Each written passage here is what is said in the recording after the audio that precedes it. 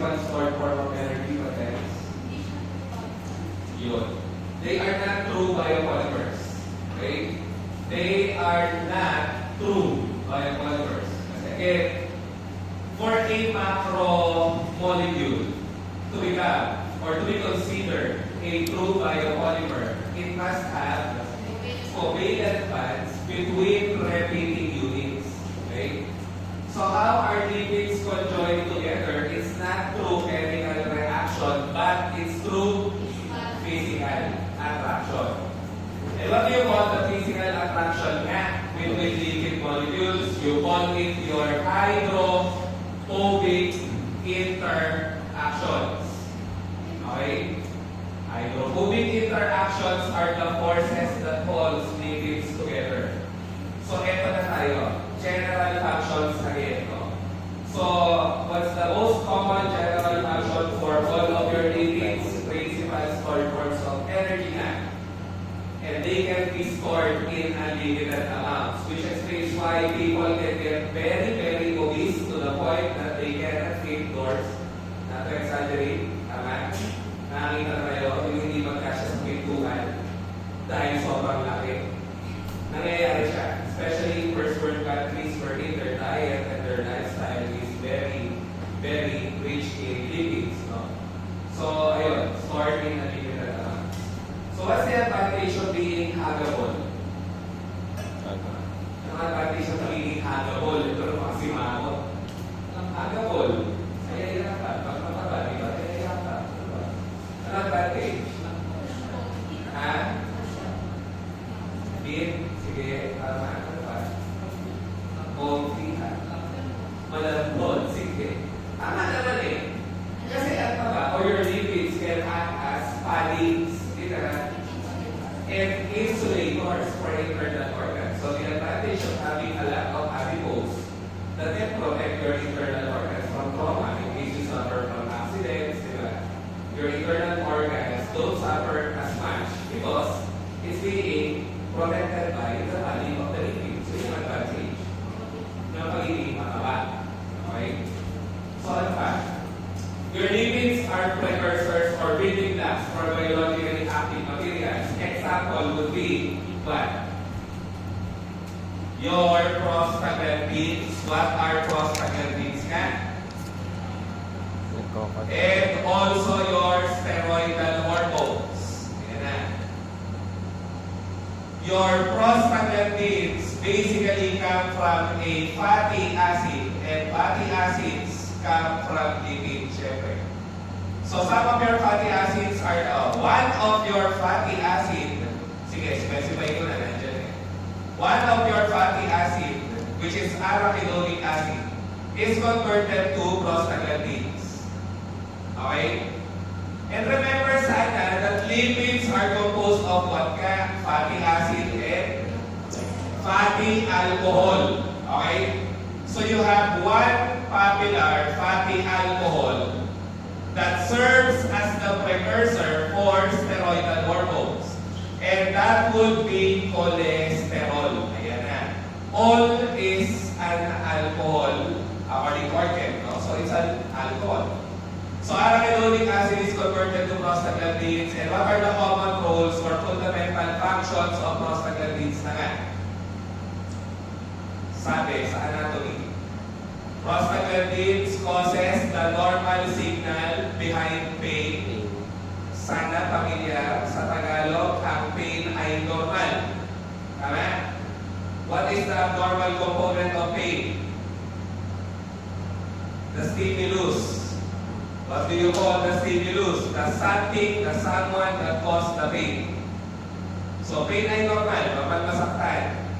It's a normal signal to the brain that something went wrong, so that you can correct it. Imagine if somebody is trying to cut off your limbs or your hands, di ba? If you don't feel pain, you don't do anything. Tama? So that's why we need to feel pain for us to know that something is going wrong. No? So yun. Di ba nila masaktan kasi wala ka lang feel? Kasi hindi mo makakorek. Mahirap pag di mo nakorek. Di ba? So yun. What else? Prostaglandins can cause Inflammation. Prostaglandins can cause fever. And in the late phase response of prostaglandins, they stimulate platelet aggregation. I was emphasizing late phase sa dulo. Okay? Sa dulo. Why? Kasi in the early phase, some other molecules would cause bleeding or inflammation. Okay? Again, why do you need to feel the pain for you to know that something is going wrong? Why is also inflammation normal? Bakit normal ang inflammation?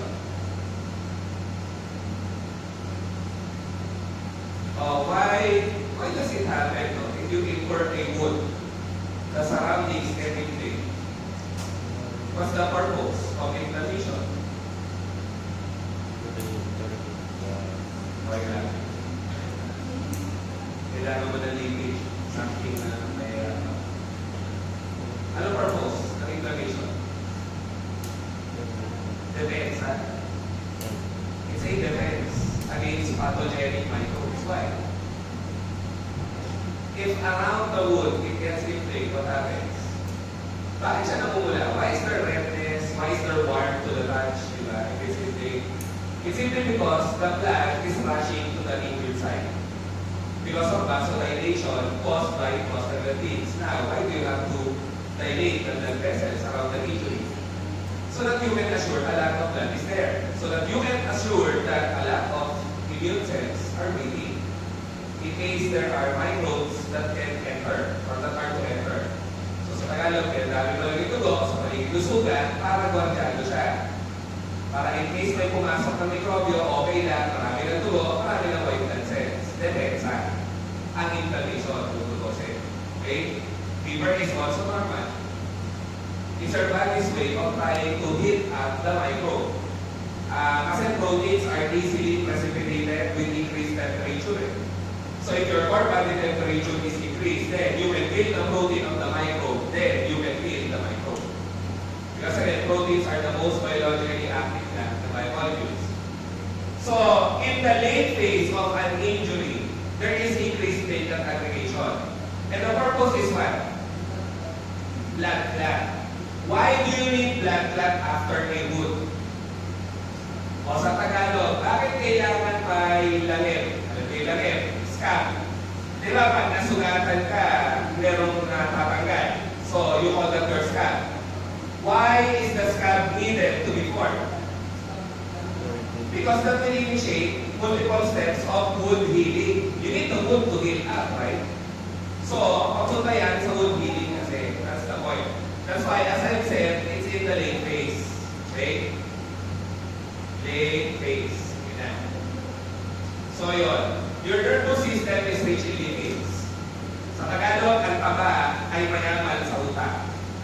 So, if you want a drug that can work inside the brain, such as antidepressants, antipsychotics, drugs for insomnia or anxiety, you need your drug to be lipid soluble. Because if it's not lipid soluble, then your drug will not enter the brain. Nonsense. Okay? So, sorry, hindi ko maganda. Nervous system components. One popular example of a lipoidal or lipophilic anatomical component of the CNS is what? BBB. Brain, spinal cord, you have your blood-brain barrier, which is rich in lipids. Para lang madaling intindihin. Okay? Rich in lipids. Biglang lumakas yung ulan. Basta suspend bukas. Para saan ang pagkakanta? Nakon mo. Huwag naman sayang ng hirap. Okay? So yun. What else?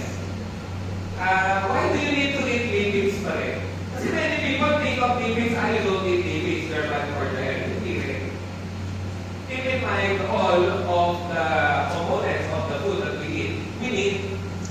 So you cannot discount or you cannot remove lipids from the diet. Tagalog, kailangan pa rin kumain ng taba. Why? It's because your lipid-soluble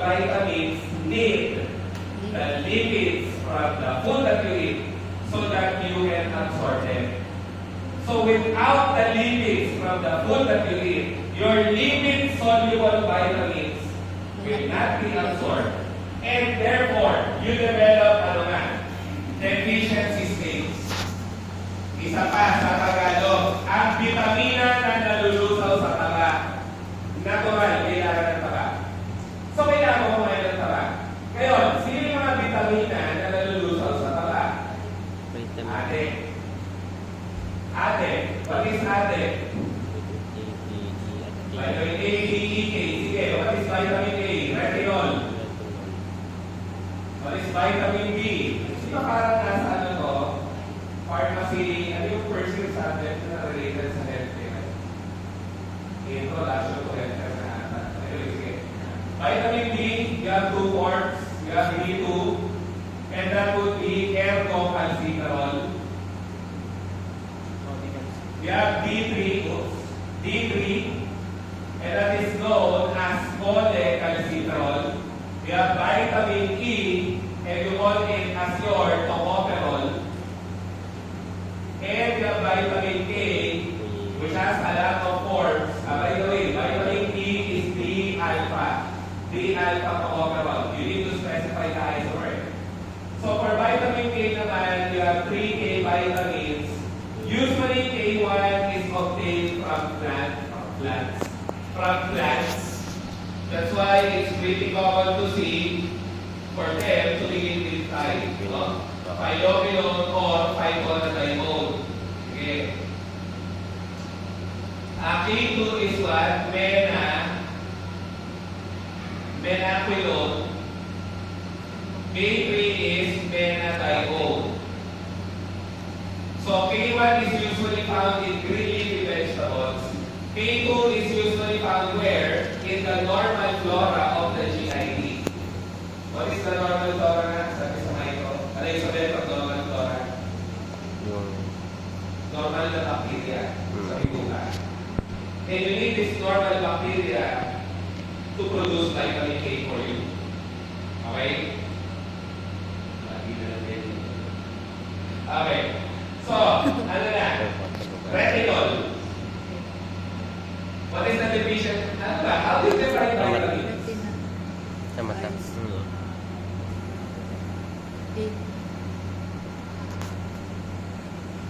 First, they are essential. So, for nutrition and BioChem and anatomy and allied health, what do you mean by essential? Kailangan ng katawan. Okay, these are molecules needed by the body, but they can't be produced by the body. Therefore, your diet must provide for them. Kailangan ng katawan, kasi hindi kaya buhay ng katawan, kaya kailangan lumago sa pagkain. So, which of them is not a true vitamin? Based on that definition, hindi natin na ang vitamin hindi mo kaya i-produce. So, kailangan provide ng diet. My question is, you actually have one vitamin there that you can produce. That's why it's not strictly a vitamin. Hindi siya totoo vitamina. May clue ka eh. May clue ka sa linya. Can we produce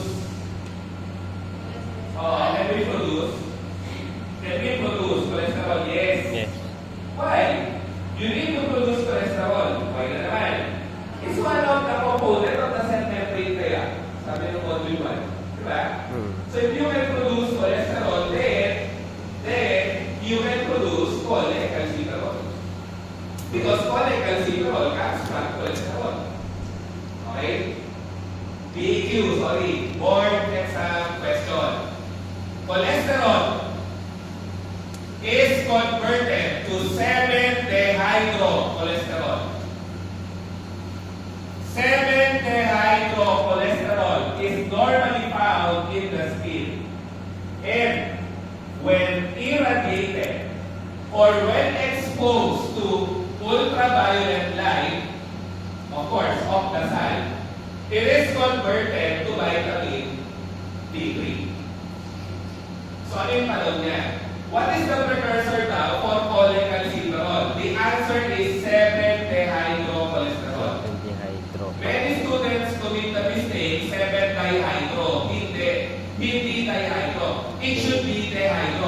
Because it's removal of hydrogen. Okay?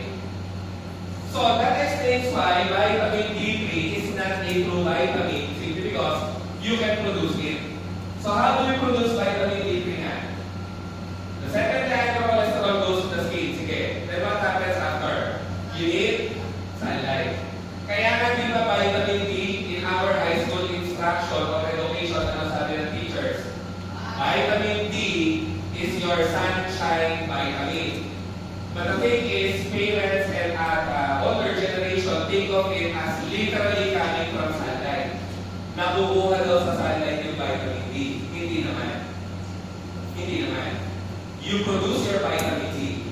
You just need sunlight. So it's not literally harnessing the power of the sun. Hindi naman tayo si Superman. Nakaka-relate pa rin. Si Superman kailangan makarawan. Para lumakas.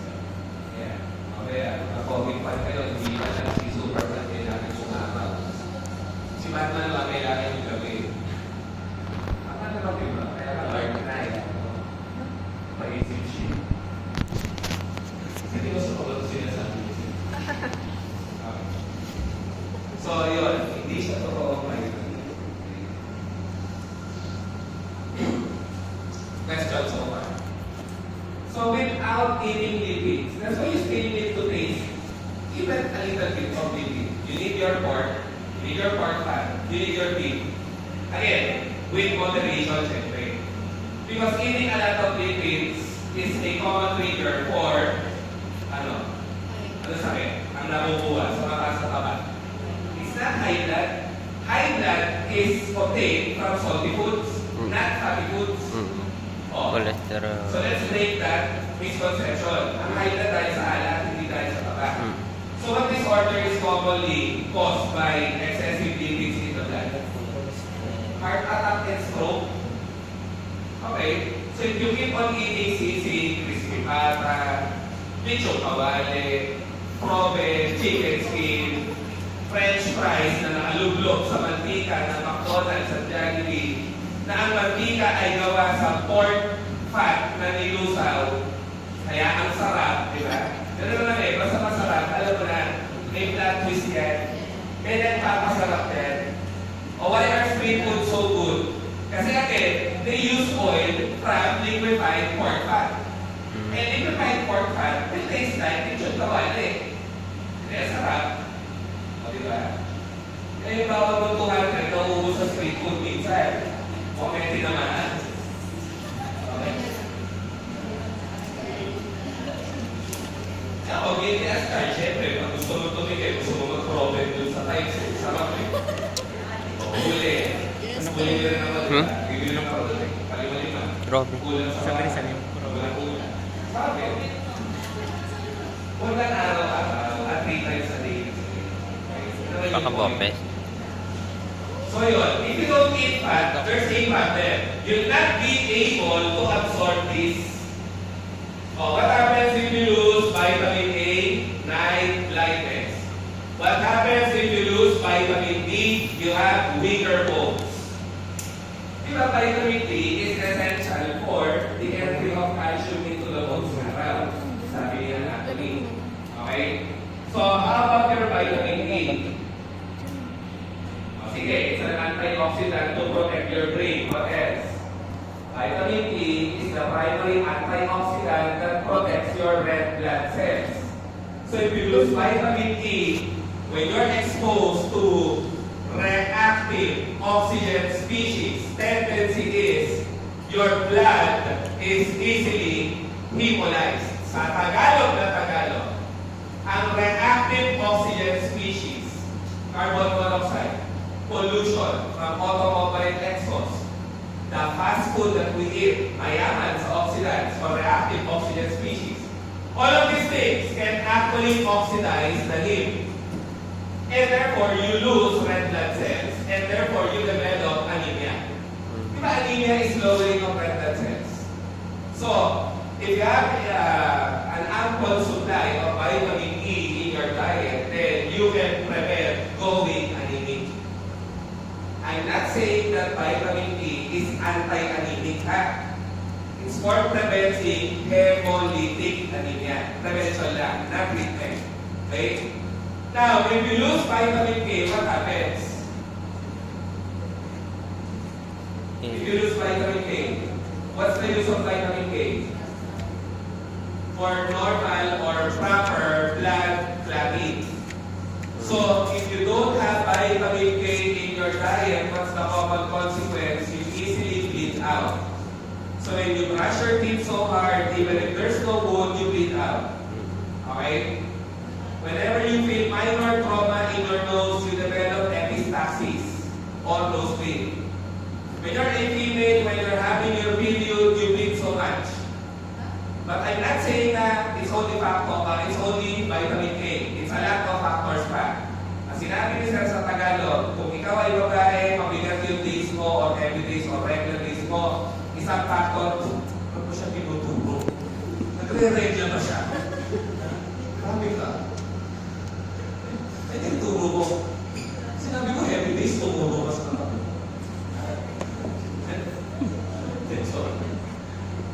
Kapag ikaw nagre-regla, sorry sa term, at parami, pwede factor kulang sa vitamin K.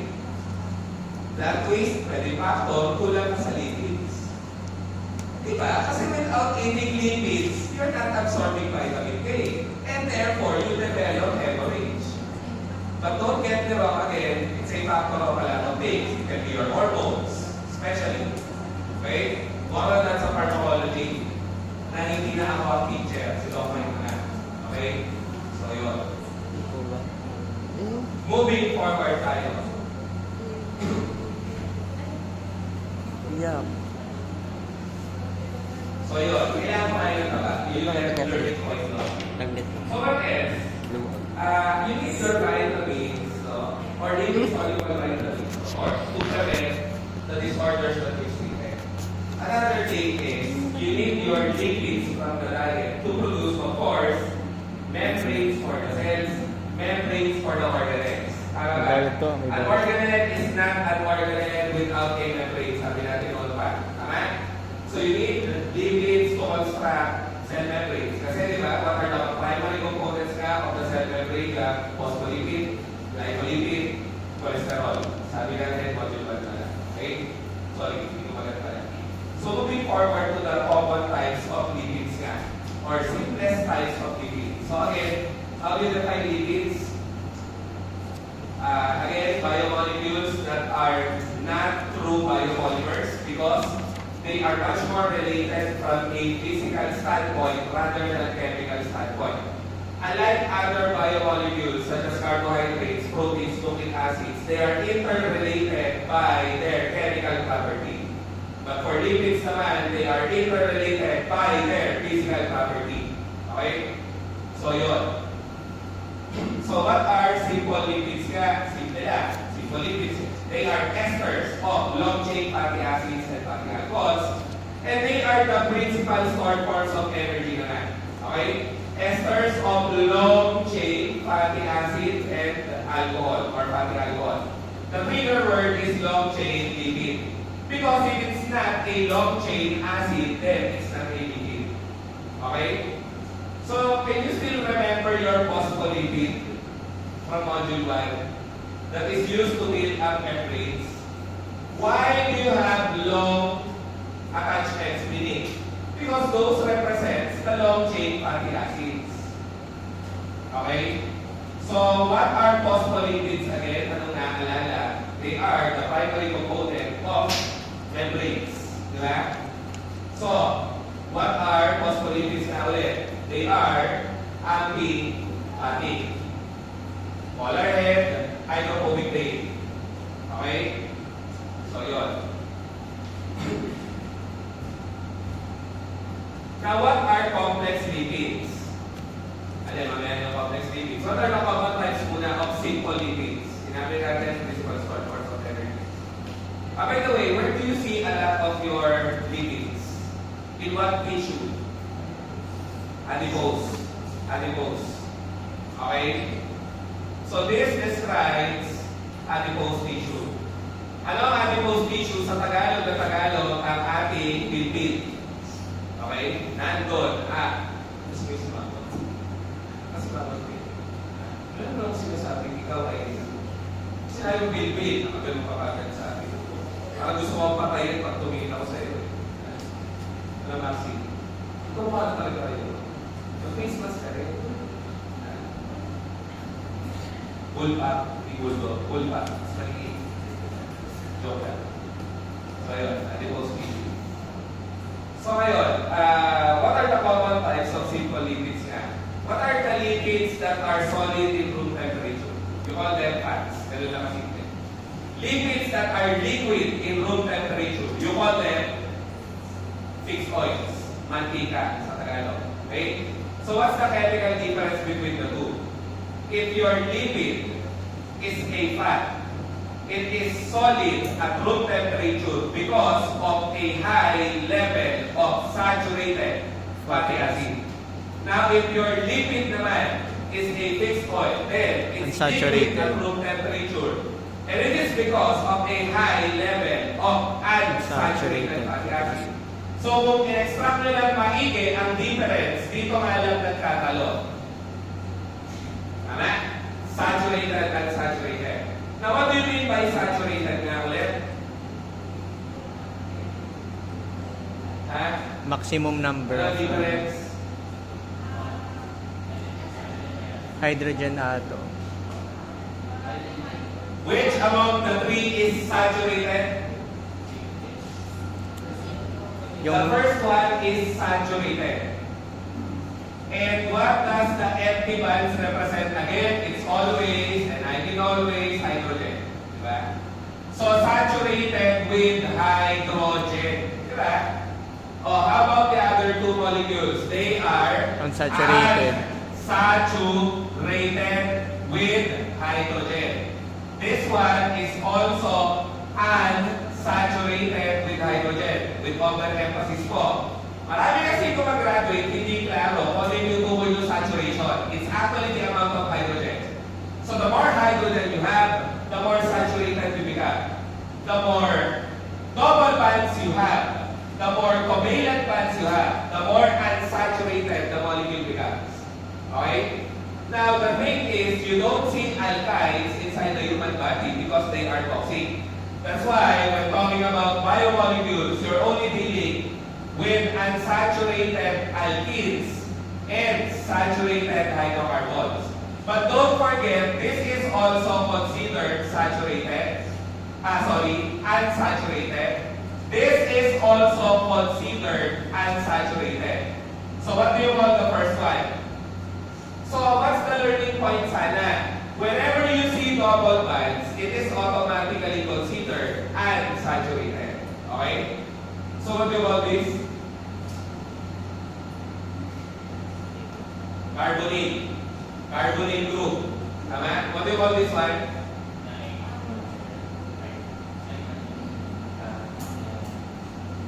Libot na. If it's single bonded, if it's double bonded, like this one, imine, di ba?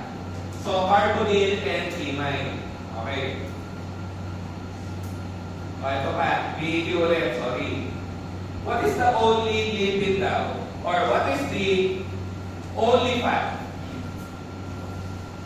Siyempre, boards, mahilig sa only. The only examples of fats, okay, that is liquid at room temperature. Meaning to say, yun na nga, all fats are solids at room temperature. But you have one exception. And what is the exception? Isingin, dahil pumapanaw. Mukhang pagod sa baby time na. Joke lang. Pagod lang. Sana all baby time. Si Maxi. Sana all si Maxi. Anyways. Sino yung nag-iisang fat na dapat solid na? Kaso hindi. Liquid at room temperature. It's your cod liver oil. You will hear of this probably in your dosage forms. Sino teacher ng dosage forms? Sir JP mo? Sir JP, madi-discuss yan. Cod liver oil, You will formulate that into an emulsion because it's a primary source of vitamin A and D. And I hope that makes sense. Why is it rich in vitamin A and D? Kasi nga, vitamin A and D are both lipid-soluble vitamins. Okay? And this is update from fishes, that's why it smells so bad. So, ingat-ingat when you handle it in the lab. Some of you might be having a very shallow gag reflex. Ano ibig sabihin sir? Kung ito sa inyo madaling masuka, maamoy mo lang ito masusuka ka eh. Pag madali kang masuka. Okay? So, yun. So, it's considered a fat, but it's liquid at room temperature. So, why is it, sir, considered as a fat? Again, you go back to the definition. Fats are always rich in saturated kasi. Now, what is the only fixed oil? The only fixed oil that is solid naman at room temperature. Meron eh. Butter. Ha? Butter. Theobroma oil. O, diba? It's quite confusing. You're seeing oil, but it's actually a solid. Now, for you to not forget, in your dosage forms, what's the common use of theobroma oil? If you go there into your solid dosage forms, you will see this one as a suppository base. Suppository base. Are we all able to see a suppository? Nakakita na tayo ng suppository. Where do you usually administer a suppository? Rectum or urethra? Urethra, pwede. You have a male urethral suppository. You have a female urethral suppository. Now, why is there a need for a difference? Kasi the urinary tract of females are much more shorter, which explains why you're prone to UTI. As males have longer urinary tract, so it takes a lot of distance for the bacteria to enter the bladder for us to develop urinary tract infections. Okay? O, in-explain ko lang. Kaya magkaiba pa yung suppository sa urethra ng babae sa suppository sa urethra ng lalaki. Kasi magkaibang haba yan.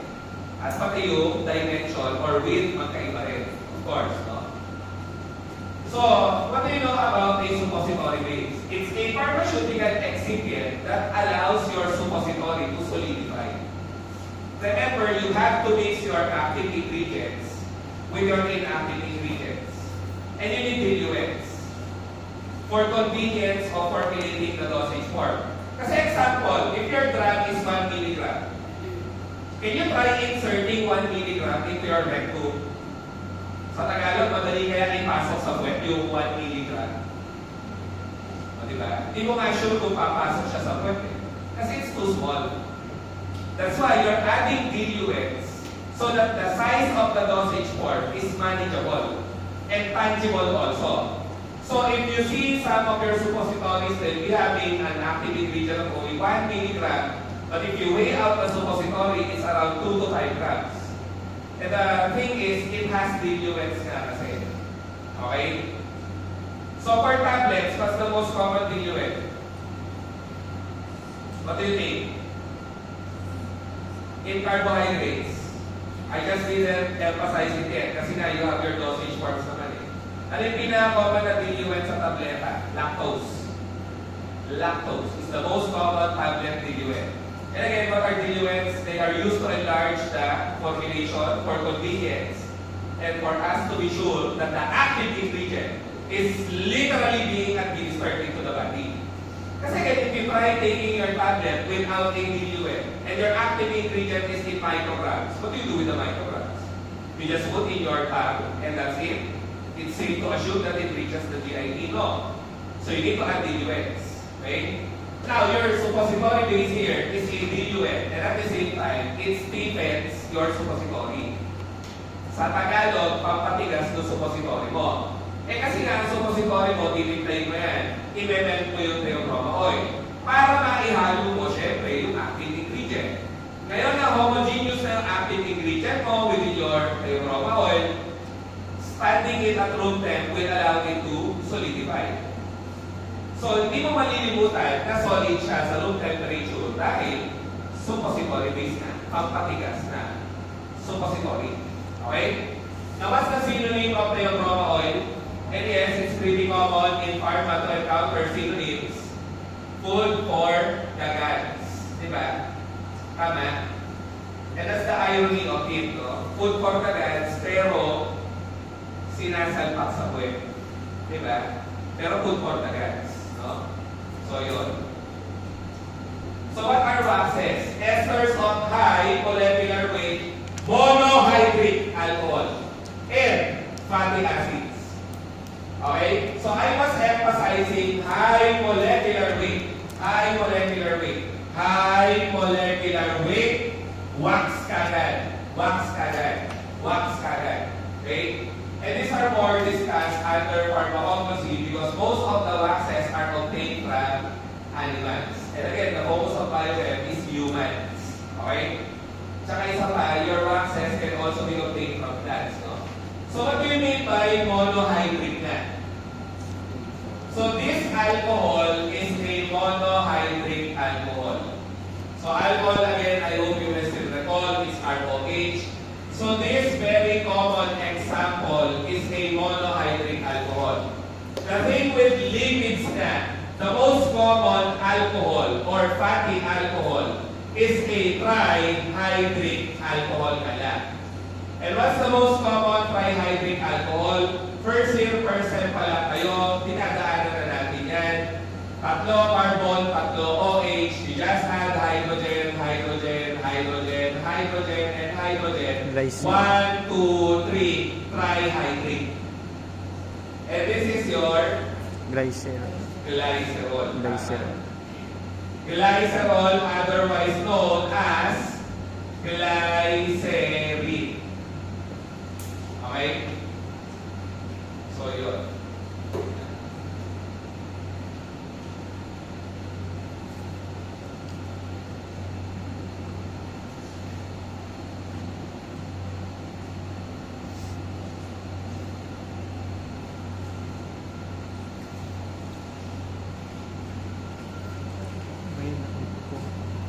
Bayad na utang ko dito.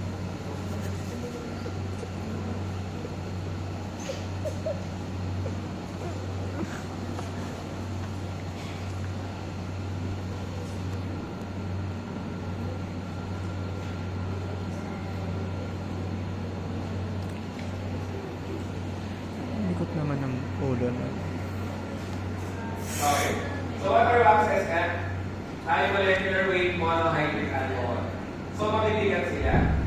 They don't actually usually contain 2 carbons only because, again, high molecular weight will entitle a lot of carbon atoms. Right? So, basta wax, high molecular weight yung kanyang alcohol. Yun lang. Ngayon, moving forward tayo sa complex lipids or compound lipids. So, the trigger word here is this will be lipids with others. Ay, sorry, excited. Ito na tayo mga fatty alcohols pala. Kaya ko pala, nasa subconscious ito. Nandito na pala. Ano pinakasikat na fatty alcohol? Siya na nga, glycerol. Okay? Glycerol. And you have to realize when they copy-paste structures for your board exam questions, you have to realize that this one is the same with this one. Carbon, carbon, carbon. Kaya dapat yung organ natin, skeletal structure interpretation, laging intact. Glycerol parehas yan. Basta tatlo carbon, tatlo OH. Okay? O tapos, ano pa ang sikat na fatty alcohol? Spingol or sphingosine na. So the next one is quite larger, sphingosine. Some books call it spingol. Okay? Medyo may error lang yung structure. But the thing for spingol is, it typically has a terminal 3 carbons with one of them is OH. The first one is OH, the second one is NH2, the third one is OH. Then it's having hydrogens. And then you'll see a double bond.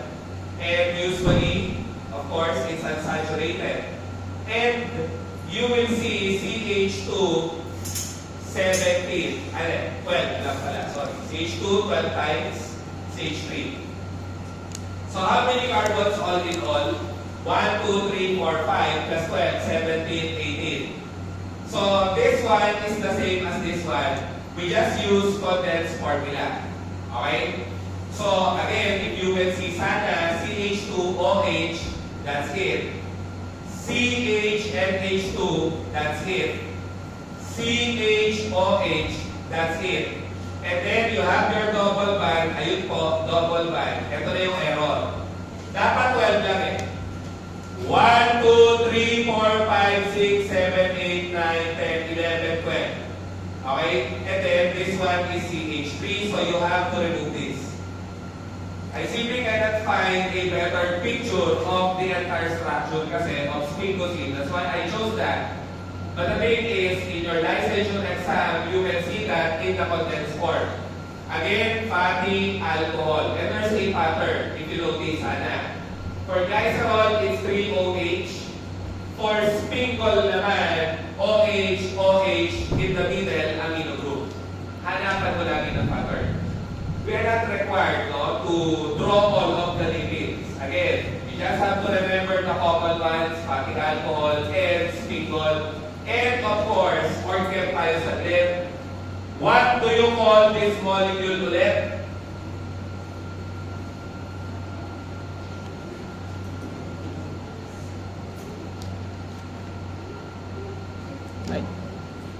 Ano molecule ko sa organ? ISO. Ay, bakit?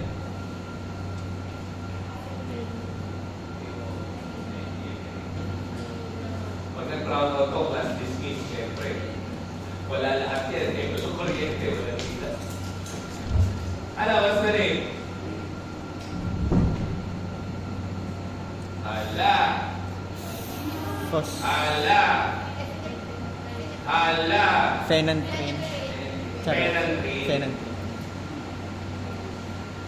And don't forget, there's H, phenanthrene. Okay. So, as I have said way back in your organ, if you remove the double bonds, you are increasing hydrogen. And when a molecule has more hydrogen, you add hyperhydro. Kasi hydrogen and hyper. And remember, for chemistry, you have hypo, hyper. But the thing is, hyper is cut off as per. Kasi sinabi ni Sir, yung per ang ibig sabihin hyper. Okay? So, perhydro, phenanthrene. If you are removing the double bonds. Because again, remember kanina, for compounds or molecules with no double bonds, it is called or deemed to be saturated. Diba? O, yun na. Now, if you add this one, what are you adding? So, phenanthrene kanina, you're now adding hydrogen, perhydrophenanthrene. Now, you're adding this one. 1, 2, 3, 4, 5. What's the name? Cyclopentane. Cyclopentane yan, di ba? 1, 2, 3, 4, 5. Cyclopentano. Ayun. And that is now, for those with experience in BioChem, di ba? That is now the so-called steroid nucleus. Meaning all molecules that are known to be steroids will be having that. And you see that in your cholesterol, you see that in your steroidal hormones, di ba? So yun eh. And many teachers from review centers simply call it CPPP without explaining. So why is it CPPP? Cyclopentano perhydrophenanthrene. Cyclopentano perhydrophenanthrene. Okay? Now, if I add an OH there, it becomes an alcohol. If I add carbon chain here, that's now your cholesterol. Ay magkopere. Naglagay lang ng carbon, naglagay mo ng carbon, naglagay mo ng OH, naglagay mo ng branching na carbon chain dito. Mali, ang packet eh. Sorry. Carbon, carbon, carbon, carbon, carbon, carbon, carbon, cholesterol. With the carbon here and the carbon there. Okay? So, ayun na nga. May carbon, may carbon. Ito yun. nakalata. Then you have your alcohol. And this one, I just translated into something that I remember better, but it's the same. Okay? Para di naman kailangan alam na alam. Pupunin na ba tayo ni Lord?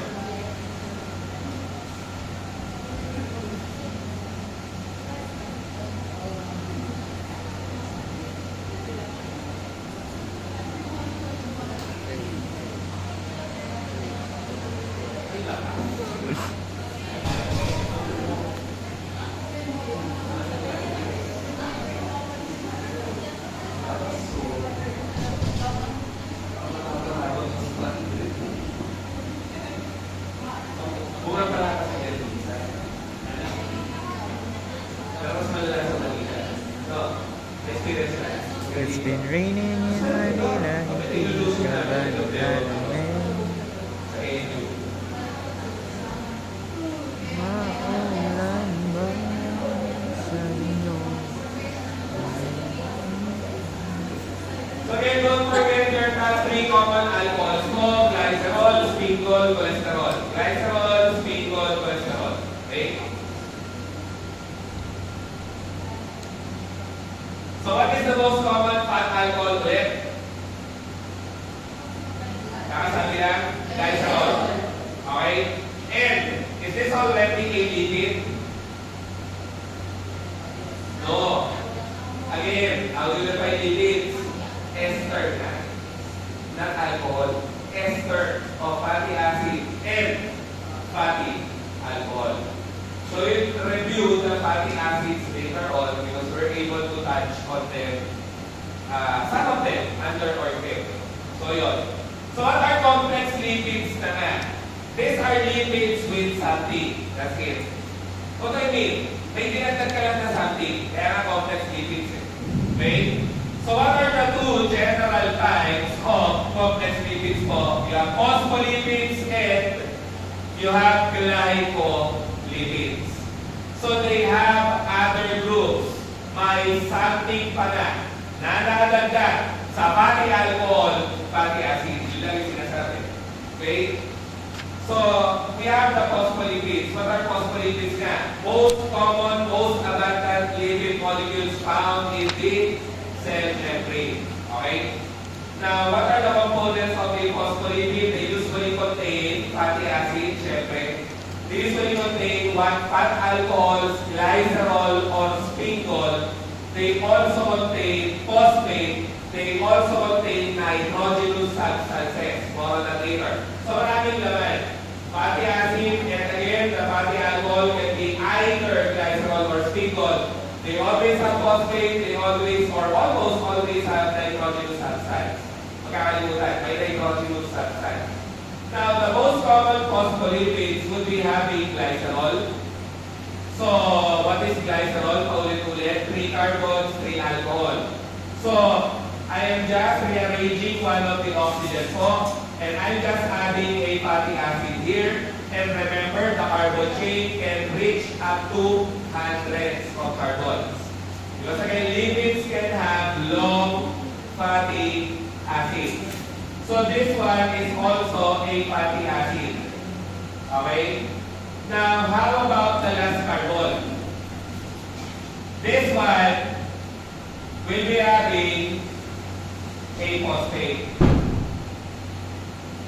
And your nitrogenous substance is usually attached to the phosphate. Okay? So just fill it up with hydrogen, and that's the typical structure for a phospholipid. And I want you to remember sana for future discussions na the fatty acid po found at position 1 is almost always saturated. Meaning no double bond. While the fatty acid at position 2 of your phospholipid is almost always unsaturated naman. Meaning to say, it has double bonds. Okay? So, as I have said, or as we said, phospholipids nga ang alin, most abundant lipid components of the cell membrane. Maybe humans, maybe plants, maybe bacteria, whatsoever living cell, the most abundant lipid of the cell membrane will always be the phospholipid ko. So, this is now the basic unit. That's why I opted to draw. This is now your phosphatidate. Okay? So, if you're seeing oxygen there and hydrogen there, you call it phosphatidic acid. Parang organ pa rin eh. If you remove the proton, this one becomes negative, this one becomes negative, then you call it phosphatidate. It's a very common licensure exam question. What's the basic unit of phospholipid? The answer is phosphatidate. Never answer phosphate. Tama ba? Phosphates are not building blocks. Why? For something to be considered to be a building block of a biomolecule, it must have carbon, syempre. It must be organic. Ano? Organic ba yung phosphate? May carbon pa, automatic. Pag sinabi phosphate, wala naman, di ba? Kasi phosphate is usually ganun lang. It does not have carbon. So phosphates are not building blocks for phospholipids. The true building blocks for phospholipids would be phosphatidate na nga. Okay? So, it will depend on the fat alcohol on what type of phospholipid can you see. Sinabi ni Sir sa Tagalog, dalawa ang tawag sa phospholipid, madalian. Nakadepende sa alcohol na naman. Okay? So, you can see glycerol phospholipids. Obviously, the fatty alcohol is glycerol. You can see sphingolipids. Obviously, the alcohol is sphingol. Obvious naman eh, di ba? Ito ang alcohol glycerol, ito ang alcohol sphingol. Ganun lang. Now, don't be confused with glycolipids. Kasi pag sinabing glycolipids, the synonym na is glycosphingolipid. So, what does that mean? They never contain glycerol. They always contain sphingol. Sana na-capture nyo yun. Ang phospholipids mo, dalawa ang pwedeng alcohol. Ang glycolipid mo, laging sphingol. It's always sphingol. That's why the synonym is glycosphingolipids. Okay? So, what are glycolipids kaya? Well, as evidenced by the name, they will contain fatty acid, syempre. They will contain sphingol as the fatty alcohol, syempre. And they will contain what pa kaya? Glyco nga eh. The carbohydrate, di ba? Kaya nga glycolipid. Okay? Sorry. Question so far, for clarification sake. Ang tanong na may gusto itanong, mahiya.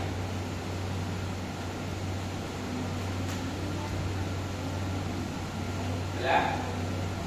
Sure? Sure ba yan? Okay. So what's the basic unit ulit of a phospholipid na? So what are the contents now of phosphatidic acid? Sige na. O, dinroy ko kanina, isa-isa eh. Contents now, tinatanong niya ng phosphatidic acid. They always have glycerol. They always have two fatty acids. They always have a phosphate. They always have nitrogenous substance. Amen? So, sorry, wala pang nitrogenous substance kasi this one is phosphatidic acid. So, I hope you're realizing na that's glycerol na 3 carbons and the alcohols are now esterified RCOOR ester with a fatty acid. And once again, the second fatty acid is almost always unsaturated. On the other hand, the other fatty acid is almost always saturated naman. Meaning to say, no double bond with double bond. And your arachidonic acid kanina usually is found at position 2. So what is arachidonic acid ulit kanina? Ay, BioChem. Ang hirap. Daming terms. Ano yung arachidonic acid? Kanina. Kaya nga, sabi ko nga, fatty acid nga siya, na sinasabi ko kayo, usually siya to sa position 2 na fatty acid. My question is, for what use is arachidonic acid? To produce prostaglandins. Diba? Paggawa ko siya ng prostaglandins, nakakasawang tanong na. si arachidonic acid. Sobra. Okay? And another version of the question goes like this. Although prostaglandins daw are hormone-like substances,